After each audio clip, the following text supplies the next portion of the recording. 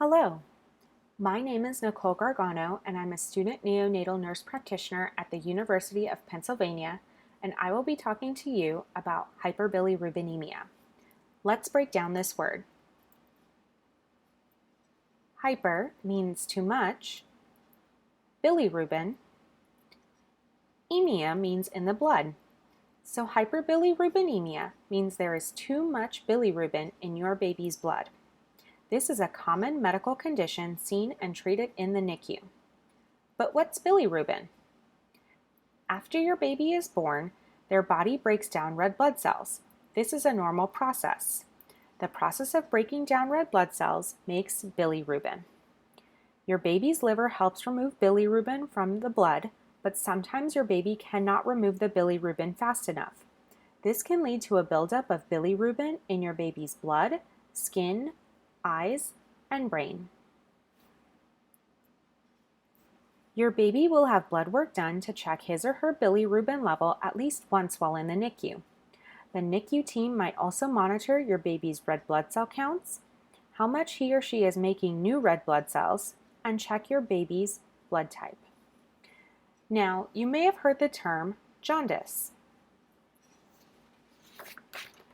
Jaundice is the yellow tinge of the skin or whites of the eyes from the buildup of bilirubin. It usually starts in your baby's face and moves down their body. Jaundice is a sign of hyperbilirubinemia. There are many reasons your baby might have jaundice or hyperbilirubinemia. The timing of when jaundice first appears, and if your baby has any risk factors we'll talk about, help your NICU team determine the cause. It's important for you to know almost all babies will have some jaundice after birth due to the normal process of your baby breaking down red blood cells. This happens after the first 24 hours of your baby's life and peaks when your baby is 3 to 5 days old. Sometimes, if your baby is not taking enough breast milk, your baby can develop breastfeeding jaundice. This occurs during the first week of life, and a lactation consultant may be able to help. If your baby is feeding breast milk, they can develop breast milk jaundice because breast milk can sometimes slow down bilirubin breakdown. This begins when your baby is 3 to 5 days old and peaks when your baby is 2 weeks old. Your NICU team is concerned if they see jaundice within the first 24 hours of life or after your baby is 2 weeks old. Some babies are at higher risk for jaundice or hyperbilirubinemia.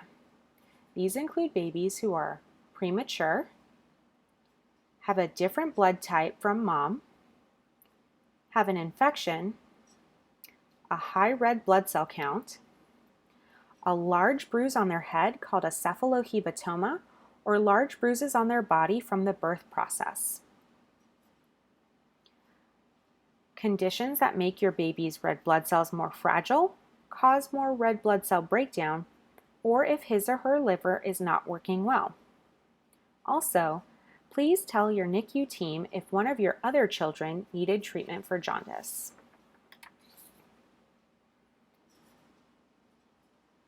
Besides jaundice, some serious signs of hyperbilirubinemia are sleepiness, vomiting, not eating well, having a high-pitched cry, arching, breathing fast, or having an unstable body temperature. So, what can the NICU do for jaundice? Sometimes baby's bilirubin level might be low enough that no treatment is needed. The jaundice will eventually go away on its own within 1 to 2 weeks after birth.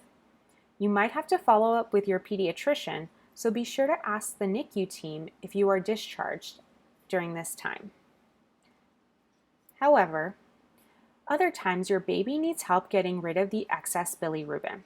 Your NICU team will look at your baby's gestational age or the number of weeks they were when they were born, and if there are any of the risk factors mentioned previously. The goal of treatment is to get rid of the excess bilirubin and prevent serious reversible or permanent brain damage caused by too much bilirubin building up in your baby's brain. We have lots of ways to treat hyperbilirubinemia, and the therapy chosen is based on your baby's bilirubin levels and the cause of their hyperbilirubinemia. We can offer feeding or give IV fluid. Dehydration can make your baby's bilirubin level higher. We want to make sure he or she gets enough fluid either by taking enough food by mouth or starting an IV.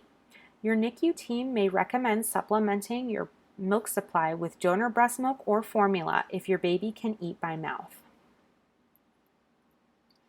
Phototherapy. These blue lights help break down the bilirubin so your baby can get rid of it in their stool or urine. Your baby might be under overhead lights and or lay on a pad, and he or she will have only a diaper on and a mask to protect their eyes. Intravenous immunoglobulin, or IVIG.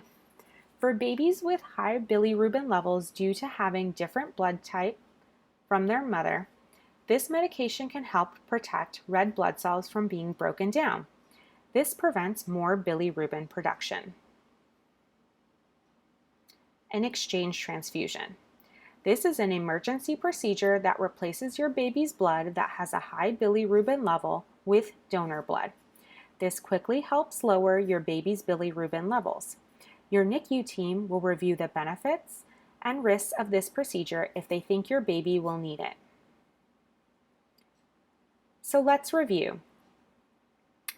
Hyperbilirubinemia means there is too much bilirubin in your baby's blood and is a common NICU medical condition. Your baby will have his or her bilirubin levels checked while in the NICU. Hyperbilirubinemia can cause jaundice. There are many causes of jaundice and hyperbilirubinemia. Your NICU team will check if your baby has risk factors for them. There are also many ways to treat hyperbilirubinemia, and your NICU team will determine the best therapy for your baby. It's important to treat hyperbilirubinemia to prevent serious complications.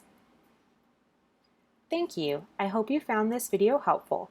Be sure to ask your NICU team any questions you might have about jaundice and hyperbilirubinemia.